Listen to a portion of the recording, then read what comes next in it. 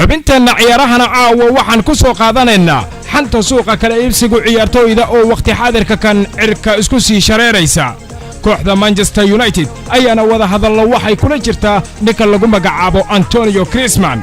ka gadal markii kooxda Barcelona ay hakisay wada xajoodyadii ay kula soo wareegi lahayd laacibka reer Faransa waxaana ay ka faa'iideysanaysaa Manchester United fursadaasi yar oo ay siisay kooxda Barcelona kooxaha Liverpool iyo Manchester United ayaa sidoo kale waxa wada hadalla ay la bilaabeen Sergio Ramos oo ka fiirsanaya in uu ka dhaqaaqo kooxda caanka ah ee lagu magacaabo Real Madrid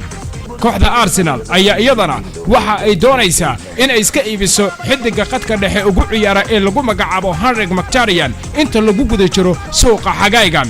difaaca kooxda Chelsea ee Marcos Alonso ayaa isna waxa laga yaabaa in uu isaga tago qalcadda Stamford Bridge inkastoo bishii October ee dhawaan la soo dhaafay uu qalinka ku duugay heshiis cusub uu ku sii joogayo qalcadda caanka ah ee lagu magacaabo Stamford Bridge dhinaca kale xidiga garabka ugu ciyaara kooxda Chelsea ee Eden Hazard ayaa doonaya in uu noqdo xidig ka tirsan kooxda Real Madrid marka la gaaro 4 bisha June ee soo socota goolhayaha lagu magacaabo David De Gea iyo Manchester United ayaa weli waxa ay ka dhex taagan tahay jahwareer aad u weyn waxaana uu ka soo horjeeda in heshiis cusub uu saxiixo kooxda ku ciyaarta qalcadda Old Trafford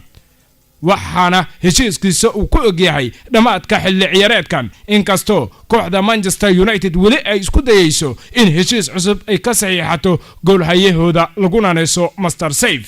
laakiin go'aanka uu qaadanayo goolhaye David De Gea waxay noqon doontaa fursad kale oo dahabi ah oo albaabka u soo garaacaysa kooxda Paris Saint-Germain halka kooxda Everton ay ugu cadcadahay kooxaha la soo wareegi kara laacibka weerarka ugu ciyaara kooxda Arsenal ee Danny Welbeck kaasi oo si xur ah lagu heli karo suuqa xagaygan difaaca kooxda Liverpool ee lagu magacaabo Kane isla markaana ka ciyaara dambeedka midig ayaa isna wuxuu xiise ka helaya kooxaha kale ah Napoli, Crystal Palace, West Ham iyo Bournemouth Redisna waxay diyaar u tahay in laacibkooda ay ku waayaan adduun lacageed gaaraya 15 milyan oo euro kooxaha Atletico Madrid iyo Valencia ayaa iyaguna waxa ay ku wada dagaalamayaan saxiixa xidiga weerarka ugu ciyaara kooxda Monaco ee Radmal Falcao kaasi oo ku faloob garoobay kooxaha Manchester United, Chelsea iyo sidoo kale Monaco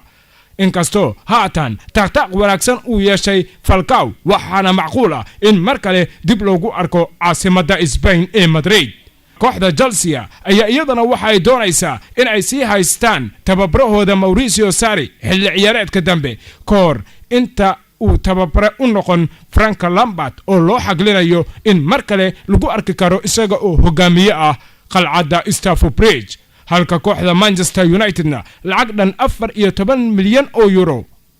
ay kor ugu qaaday mushaarka ay u ongashahay difaaca kooxda Ajax ee Matthias de Ligt si ay ugu qanciyaan in uu ku mid noqdo kooxda ku ciyaarta Old Trafford de Ligt ayaa sidoo kale waxa uu xiise ka helaya kooxda Barcelona halka kooxda Manchester United iyo Arsenal iyaguna ay isku baxsanayaan xidiga qadka dhexe ugu ciyaara kooxda PSG ee Adrien Rabiot kaasi oo lagu heli karo si xur ah suuqa xagaygan kooxda Arsenal ayaa si gaar ah waxay isha ugu haysaa xaaladda difaaca kooxda Barcelona ee Samuel Umtiti ka hor dhaqdhaqaaqa suuqa kala iibsiga ciyaartooyda Samuel Umtiti ayaana jahwareer badan ku dareemaya qalcadda Camp Nou kooxda Liverpool ayaa sidoo kale iyadana waxay isku diyaarinaysaa in ay iska iibiso xidiga garabka ugu ciyaara kooxdooda ee lagu magacaabo Xherdan Shaqiri iyadoona bedelkiisa ay u dhaqaaqi doonaan laacibka kooxda Villarreal ee lagu magacaabo Samuel Jawakazi halka xidiga garabka difaaca ugu ciyaara kooxda PSG ee Daniel Alves isna shaaca uu ku qaaday in uu ku dhawaa in uu ku biiro kooxaha Real Madrid iyo Chelsea ka hor inta uusan ku biinin kooxda Barcelona